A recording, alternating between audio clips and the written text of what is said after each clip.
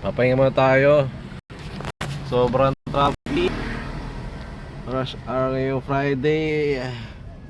Traffic day. Papahinga muna tayo maya kaunti. Tapos natin na rush hour. Mga 7 tayo siguro hanggang 3. Talo sa gas eh. Okay naman, nakailan na rin tayo. Yun. Sana tuloy-tuloy ng mamaya. And sana makarami pa. Dito tayo subdivision na naman. Pero nakikiparking na tayo. Hindi tayo bahay dito. Wow! Nakakatok po! Araw-araw po yan! Ay, kawawa!